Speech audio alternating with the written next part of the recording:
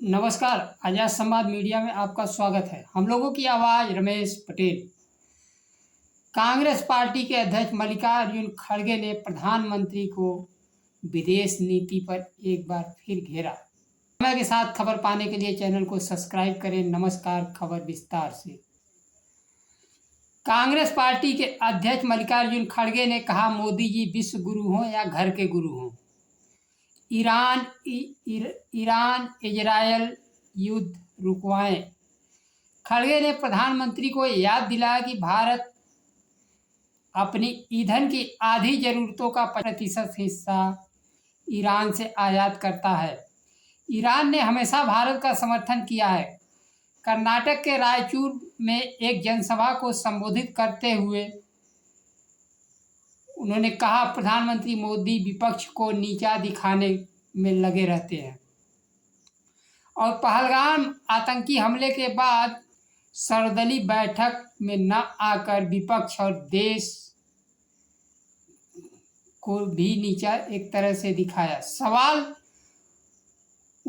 उत्तर देने का नहीं है।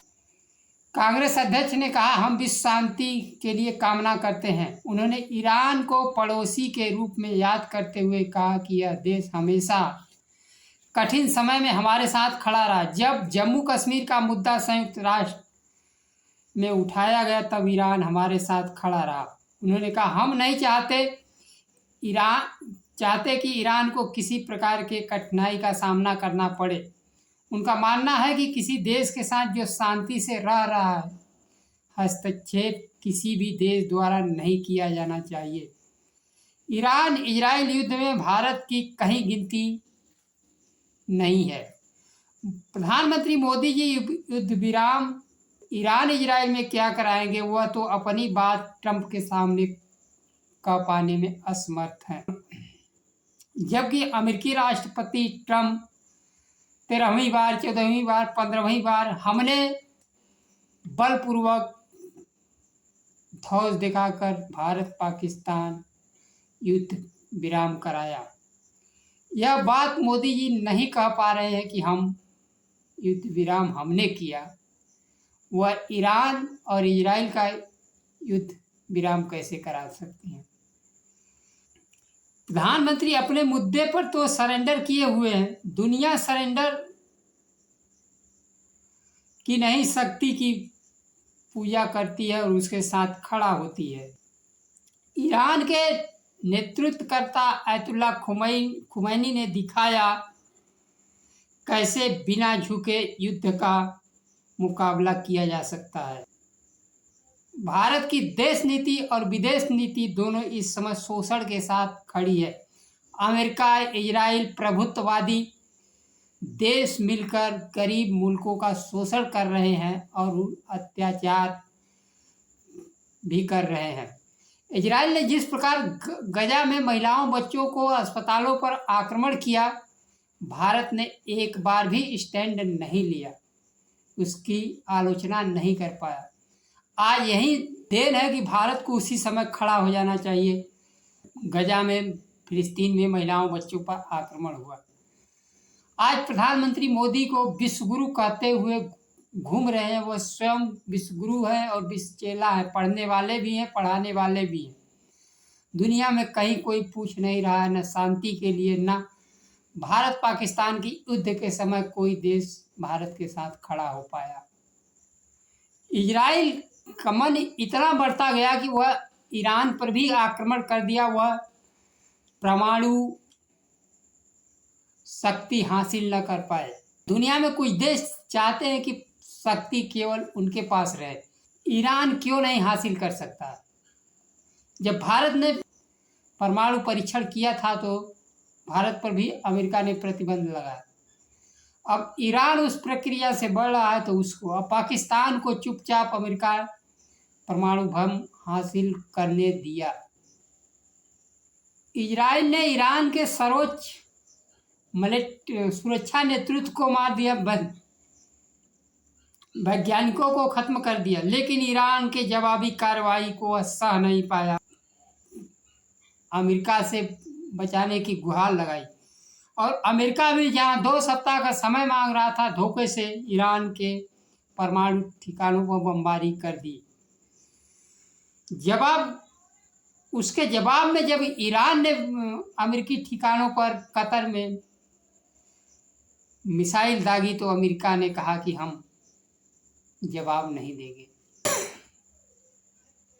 इस तरह अमेरिका और इजराइल को समर्पण करने पर ईरान ने मजबूर कर दिया। आज दुनिया में खमैनी 86 साल की उम्र में विश्व नेता बनकर उभरे हैं। हमले का जवाब समर्पण से नहीं, शक्ति से दिया ईरान ने। दुनिया के देशों के समर्थन से घबराकर अमेरिका और इजराइल संघर्ष विराम की तरफ बढ़े। पाकिस्तान विगत दिनों अमेरिका से सब कुछ हासिल कर लिया, वह भी गलत कार्यों का विरोध किया। भले अंदर अंदर अमेरिका का सपोर्ट कर रहा, चाहे जो कुछ भी कर रहा, लेकिन कम से कम दिखावे के रूप में विरोध किया, जो होना भी चाहिए। जहां कानून का उल्लंघन करके बमबारी अमेरिका ने, इजराइल ने की, तो विरोध स्वरूप कम से कम दिखा। तो भारत तो अपने मुद्दे पर नहीं रख पा रहा है, वो विरोध दुनिया के देशों के लिए क्या कर पाएगा। यही वजह है कि भारत के साथ कोई देश आज तक खड़ा नहीं है। 57 देशों के इस्लामिक संगठन ने कश्मीर के मुद्दे को अंतर्राष्ट्रीय करने की कोशिश की, जबकि अभी भारत के 51 सांसदों का डेलीगेशन घूम कर आया था, वहाँ डांस और नाच वोच करके, कि हमने पूरे देश को, दुनिया को बात समझा दी कि पाकिस्तान आतंकवादी देश है। वहाँ भी आज 00 भारत को मिला।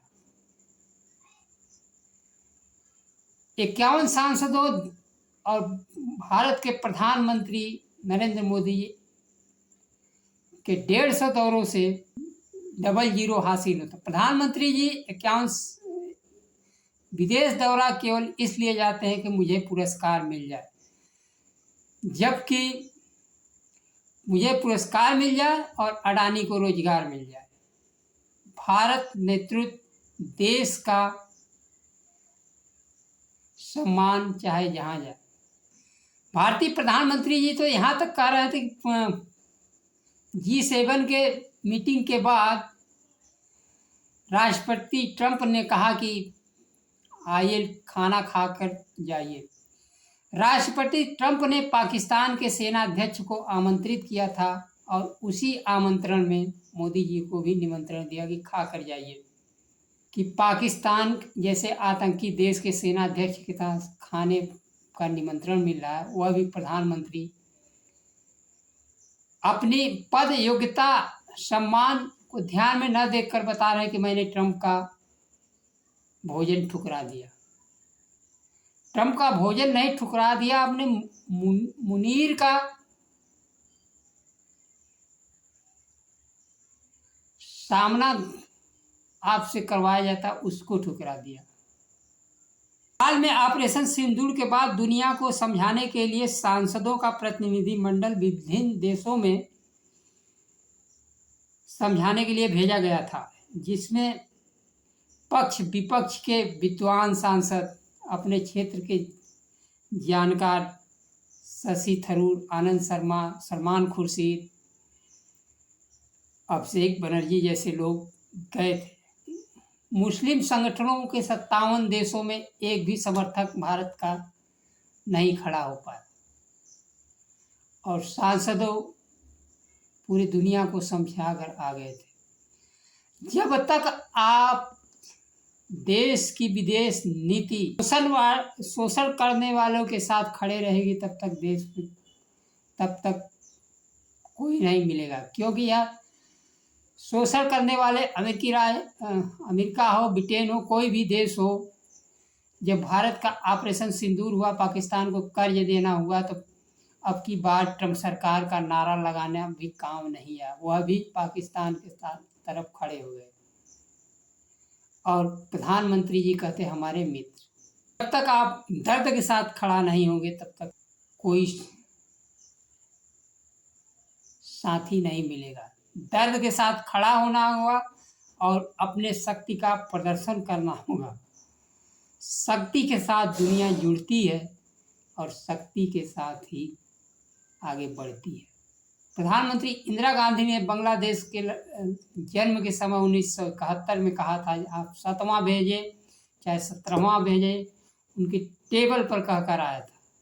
और प्रधानमंत्री जी है कि हाँ, भारत से नहीं कह पा रहे कि नहीं, संघर्ष विराम हमने किया, इसमें ट्रंप की कोई भूमिका नहीं। इतना डर चुके हैं कि वह ट्रंप के बातों का भी खंडन नहीं कर पा रहे। देश की विदेश नीति इतने निचले स्तर पर पहुंच चुकी है कि ना तो कोई पड़ोसी साथ है, न दुनिया में। जिन देशों को भारत अस्तित्व के साथ आगे बढ़ाया, वह भी देश आज भारत से कन्नी काट रहे हैं। वहीं देश में चारों ओर बेरोजगारी, गरीबी का अलग सन्नाटा है। प्रधानमंत्री धोखा देकर वोट हासिल करते हैं। 15-15 लाख खाते में, 2-2 करोड़ रोजगार। एक बार सरकार बना लेने के बाद न शिक्षा की कोई पूछने वाला है, न नौकरी की, न बेरोजगारी की।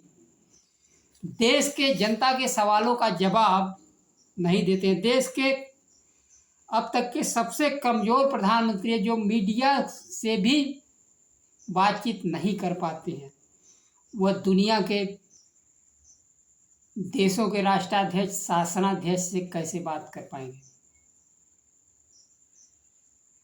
देश में खबर जानने की एक स्वतंत्र स्वस्थ परंपरा रही कि प्रधानमंत्री विदेश दौरे पर जाते थे तो वहाँ पर या वापस या हवाई उनकी यात्रा के दौरान इंटरव्यू होता था और देश को यात्रा संबंधित जानकारी मिलती थी। वह इस पर इमरजेंसी लगाकर रोक दी गई है। देश में न रोजगार है, न सूचना है, न शिक्षा है, न विदेश नीति है, न देश नीति है। आज के लिए बस इतना ही। नमस्कार। जय संविधान।